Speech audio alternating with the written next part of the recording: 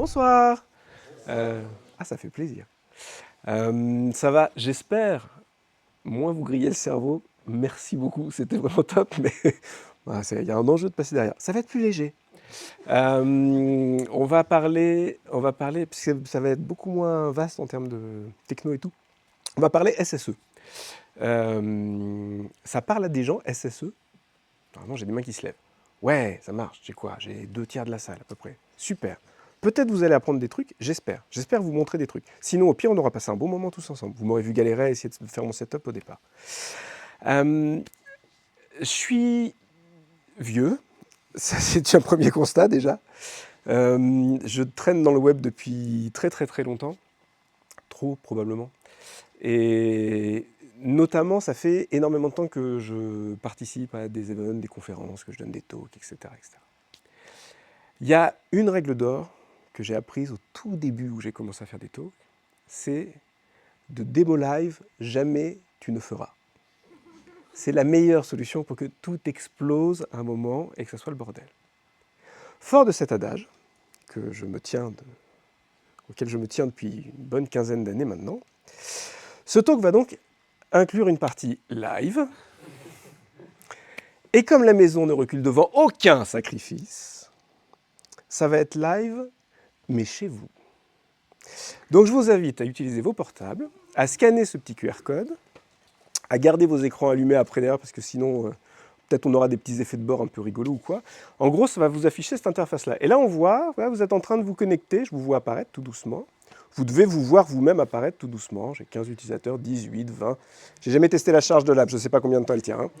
Donc, allez-y, continuez, c'est bien. Voilà. Vous pouvez garder l'écran ouvert sous la main, etc. On va essayer de faire en sorte que ce qui se passe ici se passe aussi chez vous. Je ne garantis pas que ça marche jusqu'au bout. C'est pour ça qu'il y a cette démo qui est là en même temps, c'est que si jamais ça marche plus chez vous, vous pouvez quand même suivre un peu et c'est amusant. Alors, maintenant que l'ambiance est posée, on y va. Donc, qu'est-ce qui se passe? Qu'est-ce que c'est que SSE? Donc, SSE, c'est pour Server Sent Events. En gros, événements émis par le serveur. Bonjour les gens. Si je prends un diagramme de séquence HTTP classique, en gros, j'ai un client, j'ai un serveur. Le client dit « Hey, serveur, j'ai besoin de telle ressource, à telle URL. » Et il y a des choses qui se passent. Le serveur reçoit la demande, il dit « Ok, voilà ce que tu m'as demandé. » Et il renvoie au client. Et fin de la partie, ça s'arrête là. La prochaine fois que le client aura besoin d'un autre truc, il dira « Hey, il me faudrait ça aussi. » Et le serveur dira « Oui, regarde, c'est là. Hop. » Ça change un peu avec HTTP 3, etc., HTTP 2, HTTP 3, mais bon, dans l'ensemble, le diagramme de séquence cohérent, c'est ça. Le principe de Server Sent Events, c'est que le client envoie un message au serveur en disant « J'ai besoin d'un flux ». Et le serveur lui dit « Oui, tiens, en voilà un bout. Et tiens, en voilà un bout. Et tiens, en voilà un bout. Et tiens, jusqu'à ce que le client dise « Ok, c'est bon, stop, on s'arrête là. » Et donc, ce flux ne s'arrête jamais. C'est un flux continu qui descend depuis le serveur jusqu'à votre client. En gros, ça fait du temps réel. En tout cas, c'est l'objectif. Alors, vous allez me dire « Oui, d'accord, mais pourquoi pas WebSocket ?» Parce que généralement, quand on parle de temps réel en web, on dit « Hey, attends, j'ai WebSocket dans ma poche et tu peux prendre mon WebSocket. » WebSocket, c'est bien, mais WebSocket, c'est compliqué. Déjà, c'est compliqué parce que c'est une surcouche HTTP. Et puis, c'est compliqué parce que ce n'est pas forcément conçu pour tous les use cases. WebSocket, ça fait notamment du bidirectionnel. Et typiquement, si j'ai envie d'un environnement un peu simple, que tout ce que j'ai, c'est du HTTP, même du vieux HTTP, et ben Server Sent Events, ça marche, que par défaut, ça sait automatiquement se relancer, et que j'ai rien à faire, on va le voir, que c'est capable de supporter même des formats très compliqués, et je peux même pousser des formats très très compliqués dans SSE, ce qui est plutôt pas mal. Ça supporte le multiplexing, donc si je suis en HTTP2 et que je veux tout faire passer dans le même tuyau, ce qui est le principe d'HTTP2, ça juste marche, j'ai rien à faire de plus. C'est compatible complètement avec CORS, si vous vous êtes déjà pris la tête sur la sécu et sur CORS, ceci est un ami. Et c'est très pratique si vous avez juste besoin de pousser de l'info. Et en fait, très souvent, quand on parle de temps réel, les gens dégainent WebSocket, mais en vrai, j'ai surtout besoin de faire descendre de l'info du serveur jusqu'au client. Je n'ai pas forcément besoin que le client renvoie de l'info au serveur en temps réel. C'est très rare, en fait, ces use cases-là. Et donc, pour la plupart des use cases, j'ai juste besoin de descendre en continu sans avoir besoin de poller le serveur régulièrement. Et en fait, c'est ça, la clé de SSE. C'est je veux juste push des events. C'est ça qui m'intéresse. Alors, normalement, dans vos apps, ça a dû se mettre à jour. Vous devez voir apparaître un petit personnage et votre thème s'est mis à jour, tout ça. Super. Vous avez une doc. La démo est en cours de refonte. Ça sera un petit jeu après. Vous pourrez faire un build cities, etc. Ça sera vachement sympa. Ça y est, maintenant que je l'ai dit, il faut que je le fasse. Comment ça marche? Vous avez une doc en ligne, mais en gros, je vais vous expliquer un peu la doc qui est sur MDN, parce que globalement, voilà. En gros, ce que je vais stream, c'est du texte. Et c'est purement du texte. Votre texte, il peut prendre plusieurs formats ou plusieurs apparences. Tout ce qui commence par 2 points, c'est un commentaire. Donc vous pouvez éventuellement streamer du commentaire. Pas trop à quoi ça sert, mais bon, voilà, si vous voulez balancer du... Vous pouvez, voilà. Et après, ça fonctionne par un mot-clé. Vous avez un mot-clé qui s'appelle data, data 2 points, et je passe de la donnée. Cette donnée, elle est textuelle, mais vous pouvez passer ce que vous voulez comme type de donnée. Vous pouvez aussi agréger de la donnée. Si je fais data quelque chose, et un deuxième data quelque chose dessous, ce que reçoit mon client, c'est l'agrégat de ça, c'est la concaténation de cette chaîne de caractères-là.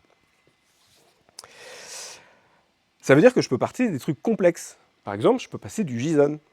Si j'écris du JSON et que je passe du JSON, je reçois du JSON. J'ai juste à le parser dans mon client, et j'ai un objet que je peux manipuler. C'est pratique. Et puis, je peux faire du spécifique. C'est-à-dire que je peux dire, hop là, je peux dire, j'ai un premier mot-clé event, donc je précise un type d'événement. Je dis attention, ça c'est un message de type quelque chose. Et l'élément qui suit, le data 2 points, eh ben, c'est la data associée à ce quelque chose. Si ça vous rappelle un peu quelque chose, c'est normal. Event listeners, ça marche un peu comme ça. J'écoute un message et je prends un payload. Bon, bah là c'est la même chose. J'envoie un type de message, j'ai un payload associé. Et si je veux vraiment aller très très loin, je peux aussi lui passer un ID. Et ça me permet d'historiser un peu ce que je veux. Et en ID, je passe ce que je veux. Voilà. Moi, je fais du UID et puis voilà. Et alors, si vous regardez un peu ce format-là, j'ai un saut de ligne régulièrement. Et bien, un saut de ligne, c'est un nouveau message. Donc, chaque fois que j'ai un nouveau message à passer, je saute une ligne, j'envoie mon data 2 points ou mon event 2 points, data 2 points, et c'est envoyé au client. Et côté client, ça va être lu.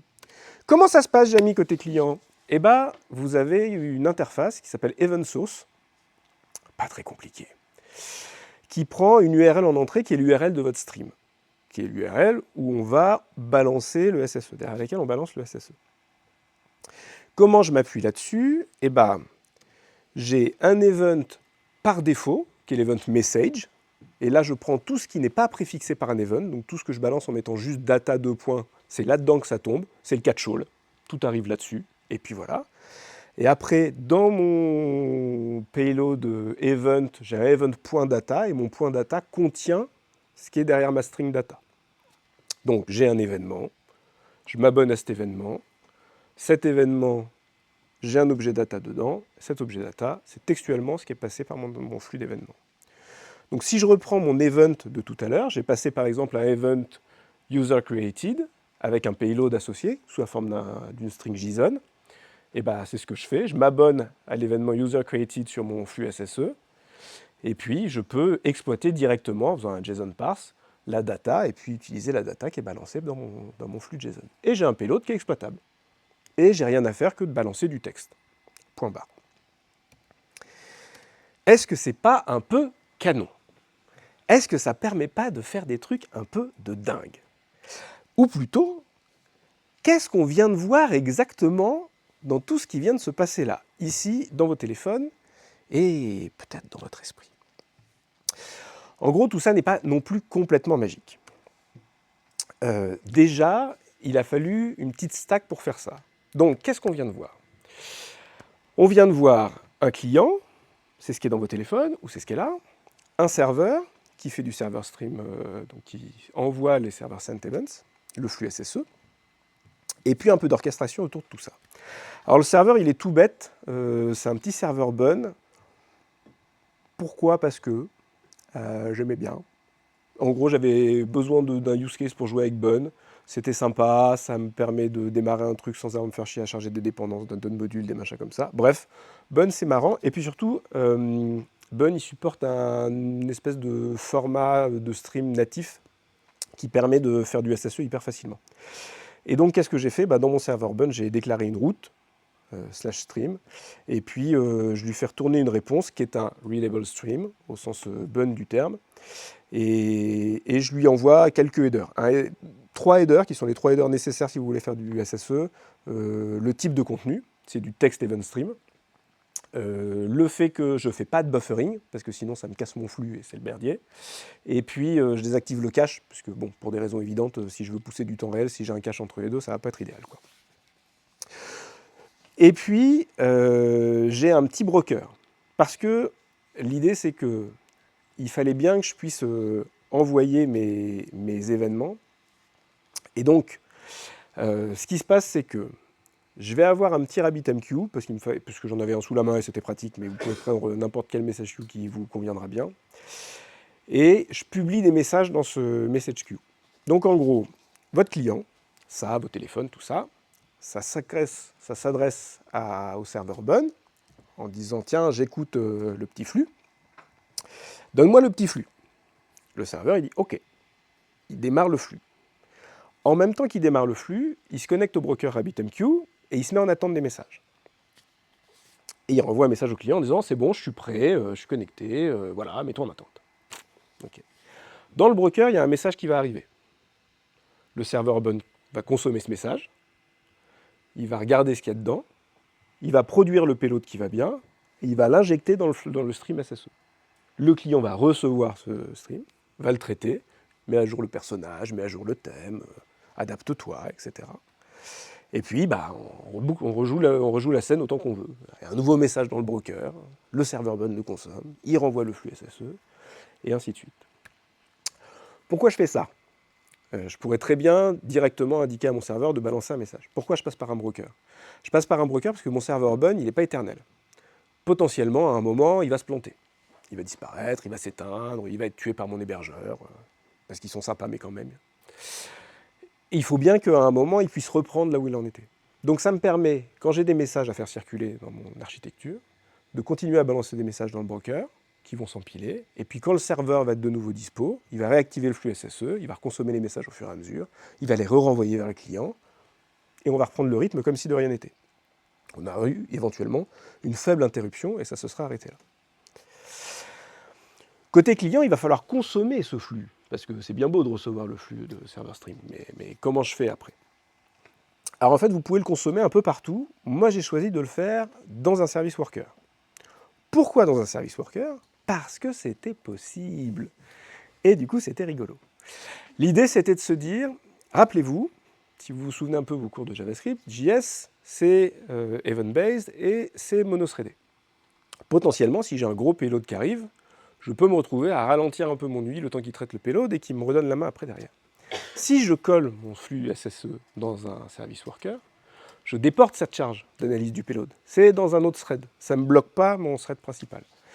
Donc c'était plutôt pratique parce que je peux consommer mon flux au fur et à mesure qu'il arrive. Ça ne condamne pas mon flux principal. Je mets à jour ma machine à état et je pousse cette machine à état dans mon flux principal, dans ma fenêtre principale. Et comme je pousse cette mise à jour de ma machine à état, mon interface réactive se met à jour automatiquement parce que mon state a changé et donc toute la machine se met en marche. Comment ça marche? Donc j'utilise ce petit service worker, je build ma petite interface réactive dans mon thread principal, et donc tout ça me donne un truc qui est à peu près proche du Functional Reactive Programming, sauf que je suis un peu feignant, donc c'est vraiment à la marge. Mais on va dire que ça fonctionne. Comment ça fonctionne derrière? En gros, j'ai mon service worker. Dans mon service worker, je m'abonne à un petit event message. Donc là, je suis dans ma fenêtre principale, dans mon main principal de mon app. Je m'abonne à des messages qui viendraient de mon service worker. Et je vais réagir à ces messages dans mon interface principale. En gros, c'est là que va se passer, ah tiens, il y a un nouvel état, je mets à jour mon état, et ça va cascader, ça va faire la mise à jour de mon interface. Et puis dans mon service worker, je vais avoir un petit post-message qui me permet de remonter les infos vers mon thread principal, donc qui va permettre de mettre à jour ma machine à état dans le thread principal. Je fais un petit match all sur toutes les fenêtres, parce que, petite spécificité, je vais y venir après, mais vous pouvez mettre à jour plusieurs fenêtres, plusieurs vues en utilisant le même flux SSE, et puis balancer en fonction des besoins.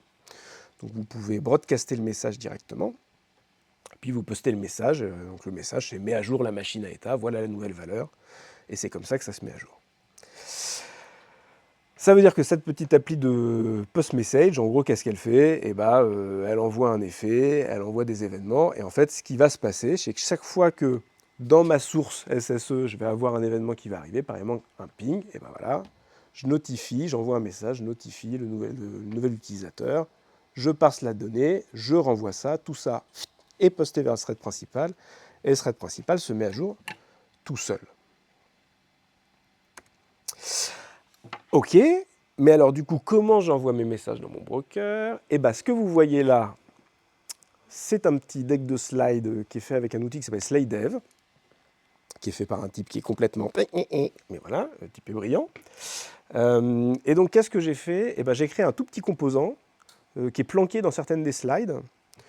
Et quand je rentre dans la slide, qu'est-ce qu'il fait? Il se connecte à mon broker, il balance un message qui correspond au message que je veux balancer depuis cette slide.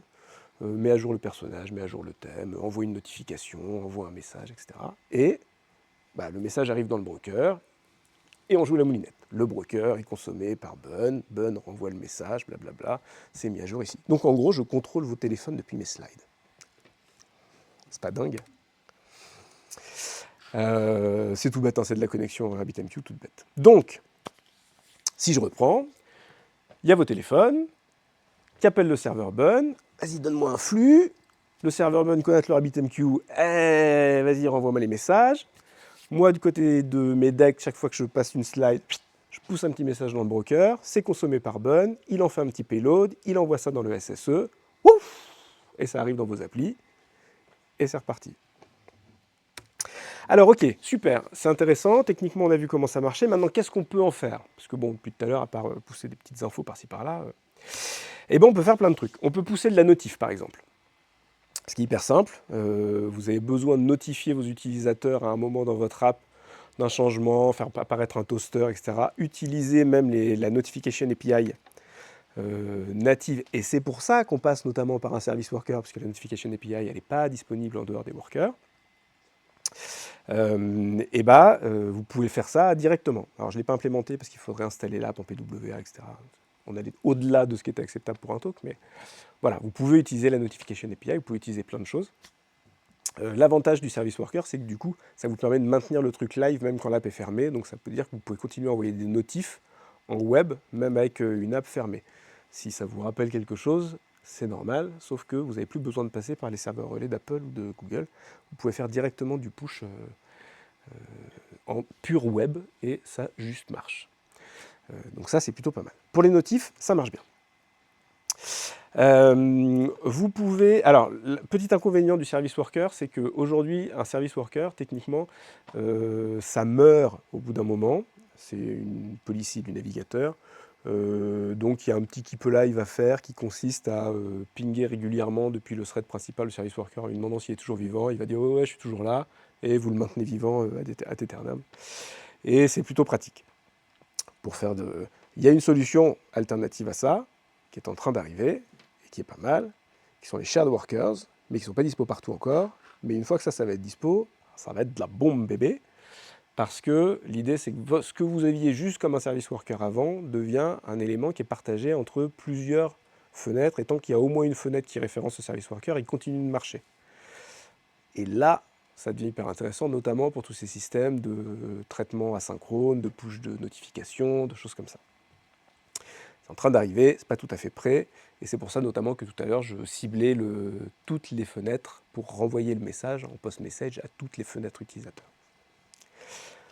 Ça, c'est pour la partie notif temps réel. Vous pouvez pousser des updates en temps réel, des updates de data. Vous pouvez broadcaster des KPI dans des dashboards, ça vous permet d'avoir des dashboards qui se mettent à jour tout seuls en temps réel, vous poussez les infos, etc. Ça marche. Des updates de flux d'infos, de flux de messagerie, de notifications, du monitoring live, de la sonde qui fait du heartbeat, des choses comme ça. Ça juste marche. Et là où c'est rigolo, vous pouvez coupler ça à du chiffrement. Parce que j'aime bien le chiffrement, donc il fallait bien que j'en cale un petit moment. L'idée, c'est de dire, ok, c'est super, je broadcast du message. Mais si je broadcast du message, tout le monde reçoit ce message. Et Peut-être que j'ai des infos que je ne veux passer qu'à certains de mes utilisateurs, pour faire du sous-groupe, des choses comme ça. Comment je fais dans ces cas-là? Eh bien, c'est hyper simple. Je vais créer un event que je vais préfixer par le terme client, un UID qui correspond à l'UID d'un client particulier. Et derrière, la data que je vais passer, elle est chiffrée. Elle est chiffrée avec une clé de chiffrement. En gros, comment ça se passe? Eh ben, vous pouvez vous appuyer sur JWE. Donc, en gros, quand je démarre mon app, j'ai un token JWT. Ce token JWT, il me permet d'identifier clairement qui est mon utilisateur. Ça me permet de créer une paire de clés pour l'utilisateur, une clé privée, une clé publique. Je vais faire très basique dans le chiffrement. Mais l'idée, c'est que au moment où votre utilisateur se connecte et demande le flux serveur stream, il s'identifie, il est marqué par un identifiant unique. Cet identifiant unique, je le mémorise en base. Lui, de son côté, il a une petite clé privée qui lui permettra de déchiffrer des messages et il m'envoie la clé publique que j'associe à mon identifiant utilisateur côté serveur. Qu'est-ce qui va se passer? Ça me permet de stocker mes clés, tout ça, je vérifie que tout est OK. Et qu'est-ce qui va se passer après? C'est que quand j'ai besoin d'envoyer un flux côté client, je crée toujours mon petit flux server sent event. Et puis après, au moment d'envoyer le message à un utilisateur donné, je vais dire, tu prends cet utilisateur-là et tu lui envoies le message. Donc, on va récupérer la clé publique qu'on a stockée côté serveur. On chiffre le payload avec. C'est tout bête, hein, c'est juste un petit chiffrement, un petit encodage. Et après, ce que je vais broadcaster, c'est un événement pour le client avec son UID. Et puis, je vais envoyer tout ça sous une forme base64 parce que sinon, c'est pas lisible. Et puis voilà, je vais juste émettre cet événement. Ça veut dire que côté client, qu'est-ce qui va se passer? Tout le monde va recevoir le message, évidemment. Mais le client qui est concerné, lui, connaît son identifiant. Il fait « Ah, client 2.tata, c'est moi. Je prends le payload, je déchiffre le payload.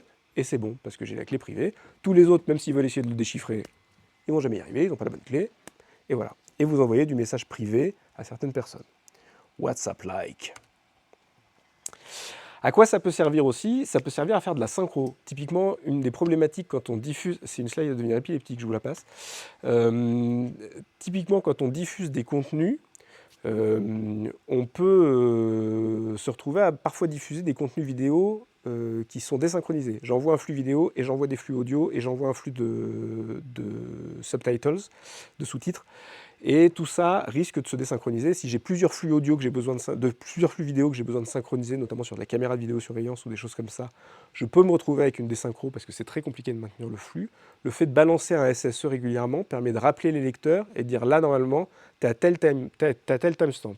Et on recale tous les lecteurs dynamiquement, on recale toutes les clés de lecture en même temps. Et ça permet d'éviter la désynchro entre tous les flux multimédia.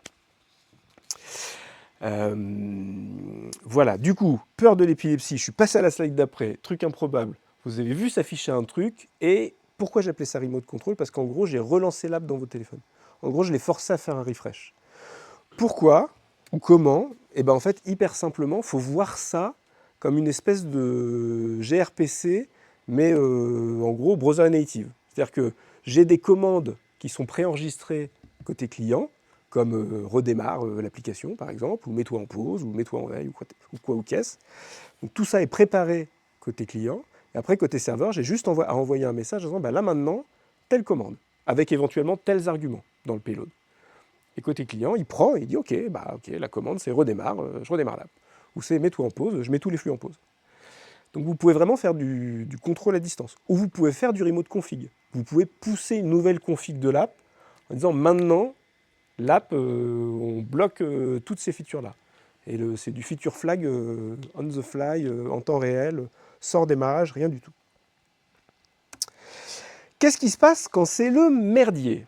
Et quand typiquement votre flux se coupe ou qu'il y a un souci? Eh bien, il ne se passe rien. En gros, ça n'existe pas dans le monde de SSE parce que l'outil est tellement bien conçu et la spec est tellement bien conçue que si votre flux s'interrompt, au moment où il revient, votre browser sait automatiquement reprendre le flux là où il en était. Donc il se met vraiment en attente. Et puis quand le flux revient, ploup, il reprend. Et puis ça continue. C'est pour ça que de temps en temps on lui passe un ID, parce que si en plus vous passez l'ID dans vos messages, il est capable et que vous lui rejouez l'historique, il est capable de dire ça j'ai déjà joué, ça c'est nouveau. Et il reprend de là. Donc vous pouvez repasser un historique et laisser le navigateur, il va reprendre tout seul et vous n'avez rien à gérer. Alors finalement, pourquoi faire du SSE? Déjà parce que c'est à peu près bien supporté partout, c'est hyper vieux comme techno, donc tous les navigateurs le supportent, le possèdent, c'est disponible d'HTTP1, pas de souci, voilà. C'est disponible dans tous les workers, web workers, service workers, share workers, tout est disponible à tout bout de... pas de souci. C'est hyper simple parce que c'est juste streamer du texte, donc vraiment ça tient en quelques lignes de code et c'est pas très compliqué. C'est hyper efficace en termes de batterie, ça pompe beaucoup moins la batterie que WebSocket. Si vous faites du temps réel dans une seule direction, pensez-y, c'est plutôt pas mal. Et en plus, ça supporte même la reconnexion by design, donc vous n'avez absolument rien à faire, ce qui n'est pas le cas de WebSocket. WebSocket est très bien dans certains cas, mais pas dans ce cas-là.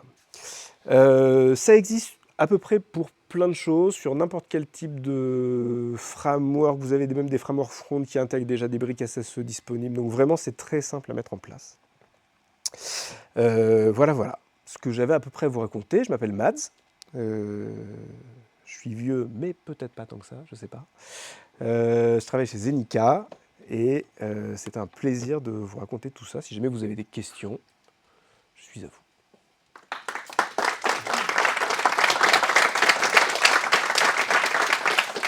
Allez, une question devant. Le micro est très très petit. Oui, j'avais juste une question. Tout à l'heure, tu faisais client UID en data. Ouais. Pourquoi pas utiliser le ID 2 points avec le UID derrière? Ouais, tu peux aussi. Vraiment, je le préfixe client 2 points, mais ça pourrait être ID 2 points ou ça peut être ce que tu veux 2 points. Oui. Pourquoi j'ai choisi client, je sais pas. C'était ce qui m'inspirait sur le moment, je pense. Mais c'était vraiment histoire de dire il y a un préfixe et comme ça je file sur le préfixe, quoi. C'était cool. Je veux savoir ce qu'il est possible d'annuler un message que tu auras envoyé depuis le serveur. Ah, est-ce que tu peux veux pas annuler qu'il un soit message que reçu. tu as envoyé?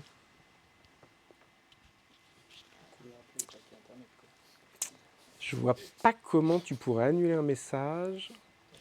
En tout cas, il faudrait avoir le cas fonctionnel qui va derrière. Pourquoi est-ce qu'on voudrait annuler un message? En gros, si le pourquoi on veut annuler, c'est oups, je veux pas envoyer mon mail, j'ai oublié un truc, tu vois, ce genre de use case. Peut-être que ça peut être un truc du type l'event a bien été envoyé, mais ton serveur, avant de l'envoyer dans le flux SSE, a un laps de temps avant qu'il envoie vraiment le message. Mais une fois que c'est envoyé dans le flux, c'est plus rattrapable, quoi. Merci beaucoup pour la conf, c'était intéressant. À ton avis, pourquoi est-ce que SSE n'est pas plus utilisé? Pourquoi est-ce qu'on va plutôt partir sur du WebSocket? Est-ce qu'il y a des inconvénients au SSE?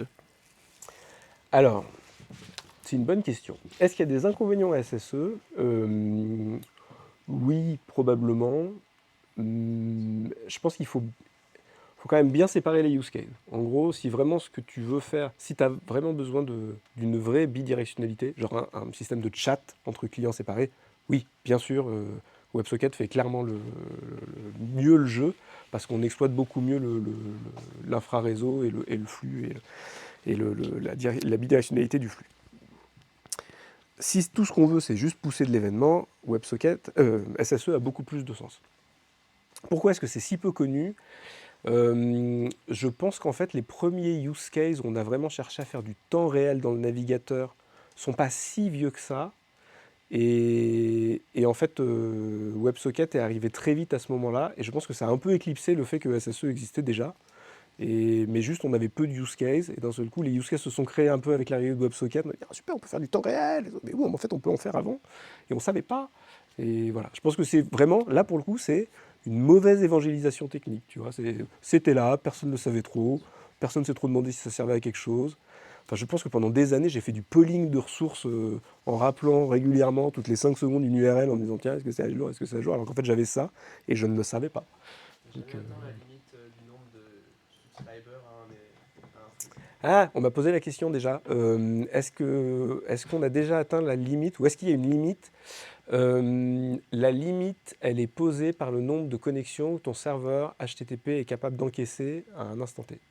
Donc on parle vraiment de plusieurs centaines de milliers de connexions en fonction de ta techno. je crois que tu as une limite au niveau du host par rapport au browser. C'est 5 ou 6 ou un truc comme ça. Alors, tu as une limite. Ouais, tu as une limite côté client. En gros, ton client. Ok, arcane d'HTTP. J'ai des navigateurs. Tu as une limite en HTTP1 du nombre de connexions qu'un navigateur peut ouvrir simultanément vers le même hôte. Effectivement, on est plutôt à 6. À partir de HTTP2, on passe plutôt à 30 parce qu'il y a du multiplexing et qu'en fait, on optimise pas mal les flux et tout, donc c'est plus simple. Néanmoins, combien de clients en simultané peut absorber ton serveur HTTP en termes de flux prêts à balancer? Ouais, là on est sur plusieurs dizaines, centaines de milliers peut-être. Vraiment, ça dépend de la techno et de ce qu'elle est capable de prendre en charge. Parce que, en fait, le flux SSE, c'est ça aussi qu'il faut garder en tête, le flux SSE maintient une connexion ouverte, mais n'est pas bloquant. Donc en gros, je ne sais pas comment ils font ça, mais c'est assez magique dans l'implémentation. C'est vraiment pas une connexion qui reste ouverte et qui du coup devient bloquante sur le port. C'est là, mais c'est pas là, mais c'est dispo, mais c'est en cache et ça se réactive au moment d'envoyer le message, ça se remet en sommeil. Bref, il y a une espèce de techno derrière qui est assez dingue.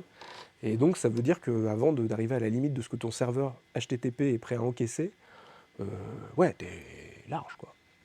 Et après tu l'autre balances quoi, avec du sticky bit. Pour ajouter, beaucoup de providers LLM qui sont SSE justement. Ça a l'air de marcher. C'est vrai. Tu peux le répéter? Oui, oui, les chatbots LLM notamment font du SSE pour t'envoyer les réponses. Quand tu as l'impression qu'ils te parlent parce qu'ils écrivent petit à petit alors qu'en fait ils savent déjà très bien ce qu'ils ont à te dire. Dernière question. Ou comment le stream est-il stocké quand le serveur s'éteint? Et bah le stream n'est pas stocké quand le serveur s'éteint. Et donc c'est à toi au moment où ton serveur redémarre, si tu as besoin de conserver de l'historique, de rejouer l'historique.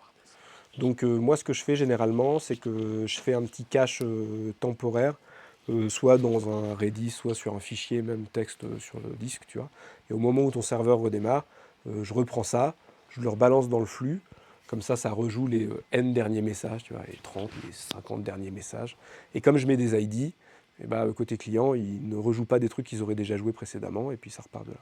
Et après, si c'est trop long entre les deux, bah, il y a de la perte entre les deux, il faut voir si fonctionnellement c'est acceptable ou pas, quoi. Ça, c'est les pratiques naturelles, on dirait.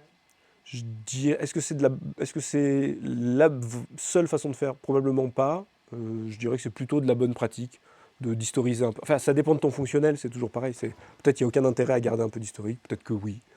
Bon, c'est à toi de voir ce qui est le plus pertinent. Mais si c'est le cas, c'est pas très compliqué de maintenir un peu le flux dans un espace disque et puis de le rejouer après, et puis voilà quoi. Merci beaucoup. Merci à vous.